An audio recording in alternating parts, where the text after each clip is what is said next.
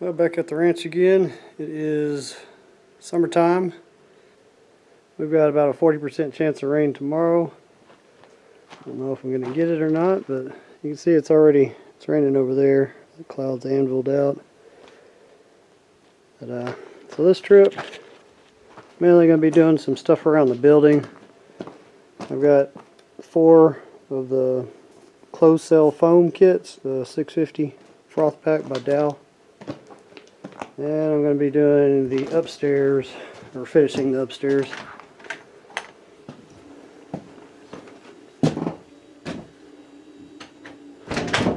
So down here, I've gotten, all the walls. So up here, I've spray foamed to that corner and around to that window. So I've still got, all that to do. I'm going to spray 2 inches on the underside of the roof here and 2 inches on the walls on the parts that I haven't done. So I should have enough to do all the upstairs, the 1 inch coat on the floor down here, and then whatever I have left, I've got to drag all this stuff I've got underneath here out. Got quite a bit of pipe and little pieces of wood and ladders, all kinds of stuff. Anyway, all that's got to come out so I can spray the underside. I don't know if you can see it, but all that's got to be sprayed. I'm going to spray 2 inches underneath there, and then I've got a rigid foam board. It's 2 inches as well. I'll zip that in there with a couple screws and probably go around the seams with a little bit of spray, spray can insulation.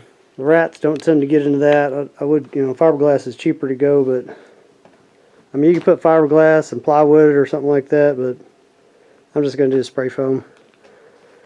So I got inside the well earlier just to see, I mean not inside it, but I opened the door and dropped the measuring tape down there to see how much water was in it, and it's got 5 inches of water in it,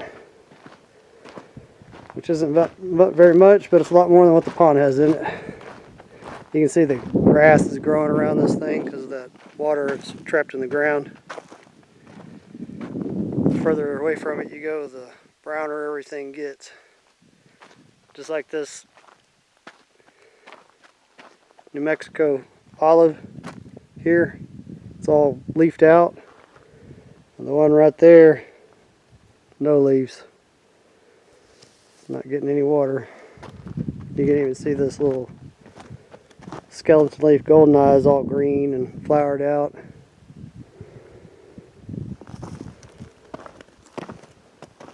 And 5 inches of water in there, so it's a little something. Pond is bone dry. I haven't seen it completely go dry in 5 years now. That hole right there in the corner, that was about 6 feet deeper than the rest of the bottom of the pond. And it filled in with silt.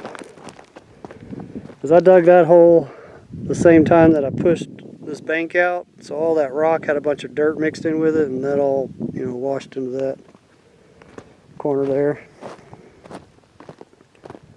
Plus I knocked some more in, all that stuff that you see, it's kind of like that. It came off the side when I cut this bank down. So even though the pond doesn't have any water in it, the pecan tree looks pretty good. Caterpillar got a hold of it. You can see the little cuts on the leaves where it ate little sections out. It definitely grew from where it was last time I saw it. I just poked a little hole in the bottom of that milk jug and letting the water, slowly soak into the ground around it. Give it a real good watering while I'm here. Hopefully we'll catch some rain tomorrow. Yeah, I didn't know it was going to be dry, or I might have taken the machine this trip. Would have been a good chance to dig all this back out to the bottom and dig into that bank and tie into that, trench that goes to the well there. Been a good time to do it. But you never know until you come out here.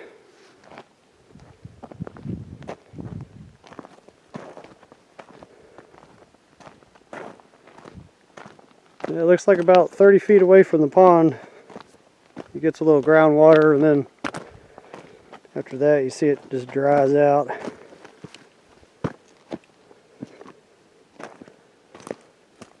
You can see all these are nice and green, the creosote bushes.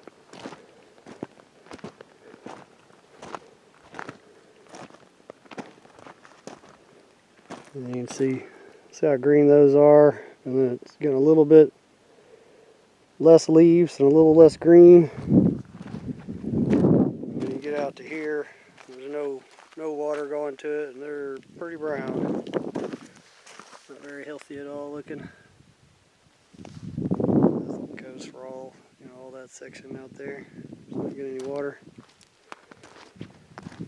The mesquite came in nice and green, and I know it hadn't had any rain either. That one leafed out down there. Of course, that one's got a little pond water. Looks like somebody toted a bottle over here. Might have had a visitor from the other side of the border. No, doesn't look like water. I don't know what it was. It was trash.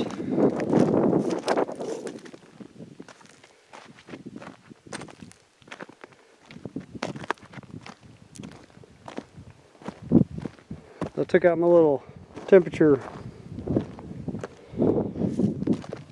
gauge and checked those black mats there. They were 180 degrees Fahrenheit. And the rock was about 130 Fahrenheit. So you probably could fry egg on a rock out here.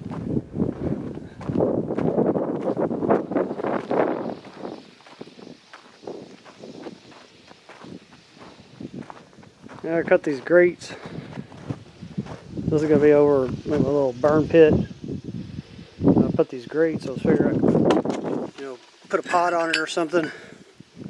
I'm about to do some engineering here. It was a broke grate, and I just cut the edges on a 45. So I would thought it would sit in the corner, kind of like that, and just let this section here cantilever out, but it's too heavy. It wants to fall forward. Probably if it had this other little piece here, it would have been all right, but I don't know. I'll figure out what to do with it. Maybe it'll cool down a little bit. It's pretty hot. This is about the hottest part of the day right now. So, I'll see y'all next one.